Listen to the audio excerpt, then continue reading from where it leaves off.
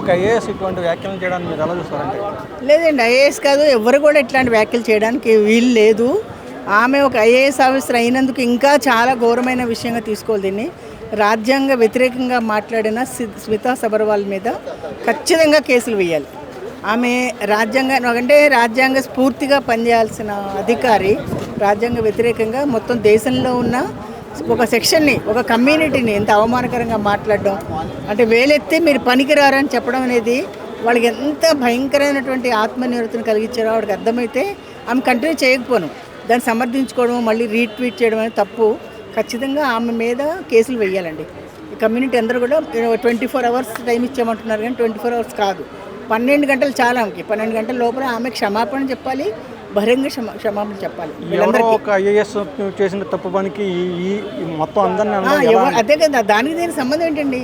ఎవరు తప్పు చేస్తారో వాళ్ళ మీద యాక్షన్ తీసుకోండి. రాంగ్ సర్టిఫికేట్లు పెట్టిన వాళ్ళు యాక్షన్ తీసుకోవాలి, తప్పకుండా తీసుకోవాలి.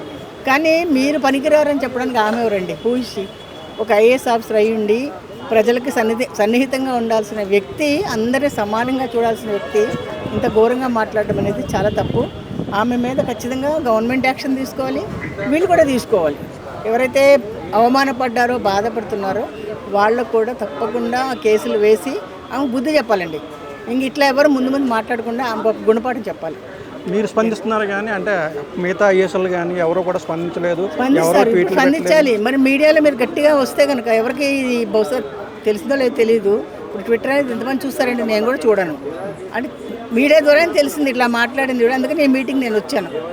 కాబట్టి తప్పకుండా ఆమె మీద చర్య తీసుకోవాల్సిన అవసరం ఉంది. ఇక్కడ మనకి మహిళా చీఫ్ సెక్రటరీ ఉన్నారు, ఆమె దృష్టి కూడా తీసుకొద్దాం. ఆమె యాక్షన్ తీసుకోవాల్సి ఉంటుంది తప్పకుండా. 10 ఏళ్ళ పాటు గవర్నమెంట్లో ఉన్నారు, ఇవి తీసుకున్న నిర్ణయాలు ఎలాంటివి అయ్యి ఉంటాయంటారు? ఎలాంటి కామెంట్స్ చేశారంటే ఇంతకుముందు జరిగిన వాటి గురించి కూడా అన్నీ బయటకు వస్తాయి. ఇప్పుడు అన్నీ బయటకు వస్తాయి కదా. ఆమె ఇంతకుముందు మాట్లాడిన మాటలు కానీ, ఆమె చర్యలు కానీ, ఆమె ఎక్కడెక్కడ పనిచేసింది, ఏం చేసింది, ఆమె వచ్చిన చాలా ఆమెకి ఒక ఏమంటారు, ఒక ఫాలోయింగ్ లాగా తెచ్చుకుంది ఆమె ఈ ట్విట్టర్ ద్వారా. అది ఆమె చేతులారా నాశనం చేసుకుంది ఈరోజు ఇట్లాంటి మాటలు మాట్లాడి. తప్పకుండా మేము ఖండిస్తున్నామండి యాక్షన్.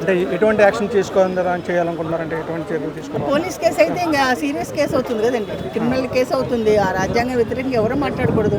మాట్లాడారంటే దానికి సంబంధించిన శిక్ష ఏముందో తప్పకుండా అనుభవించాల్సి వస్తుంది. స్ట్రైట్గా మీరు స్మితా సబర్వాల్ గారికి చెప్పాలనుకుంటే మీరు ఏం చెప్తారు, ఏం సలహా ఇస్తారు ఆవిడ? ఆమె ఇంత ఇన్సెన్సిటివ్గా మాట్లాడడం అనేది మా అందరికీ కూడా చాలా అవమానంగా అనిపించింది. Being a lady IAS officer, అది ఆమె దాన్ని ఒప్పుకోకుండా ఇంతమంది చెప్పిన తర్వాత కూడా తప్పు అని కూడా ఆమె దాన్ని సమర్థించుకోవడం ఇంకా ఘోరంగా అనిపిస్తుంది. కాబట్టి ఆమె కాస్త సెన్సెస్లోకి వచ్చి కాస్త బుర్ర ఆలోచించి నేను తప్పు మాట్లాడాను అనేది ఒప్పుకు తీరాలి. ఒప్పుకు తీరకపోతే ఒప్పించేలాగా మేము అందరం చేస్తాం. తప్పకుండా జరుగుతుంది. Thank you.